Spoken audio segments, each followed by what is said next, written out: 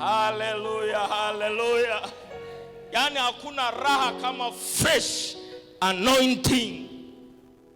Unajua maisha haya tunahangaika sana, tunateseka sana kwa sababu tunatumia mbinu zetu, tunatumia mikakati yetu, tunatumia mawazo yetu, lakini mawazo ya fresh anointing yakishaingia yanabadilisha kila kitu.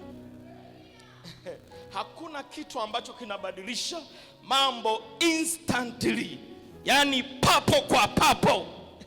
Unajua mikakati, unaweza kuwa na mikakati ya miaka miwili, mikakati ya miaka mitano, mikakati ya miaka 10, na utatembea nayo miaka 10.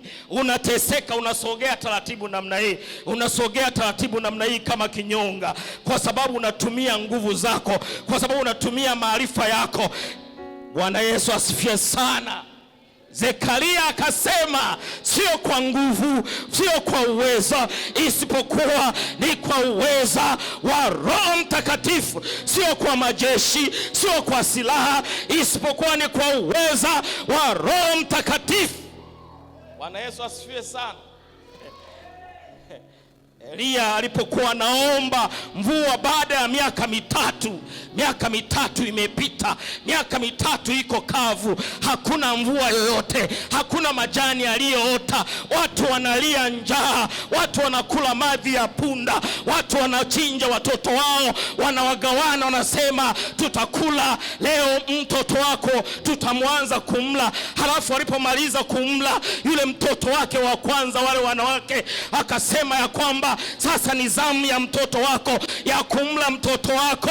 Lakini yule mwanamke wa pili akasema mtoto wangu haliwi, mtoto wangu haliwi. Kwa hiyo mwanamke yule akaenda kwa mfalme Ahabu akamwambia, huyu tulikubaliana tule watoto wetu, tumekula wa kwangu tukammaliza, lakini wa kwako amekataa. Halafu mfalme akakasirika akasema, yuko wapi huyu anayelitabisha taifa la Israeli? Yuko wapi Elia aliyefunga mvua mpaka watu wanakula watoto wao? Nitammaliza. Halafu Elia aliposikia habari hizo akaenda mlimani kwenda kuomba.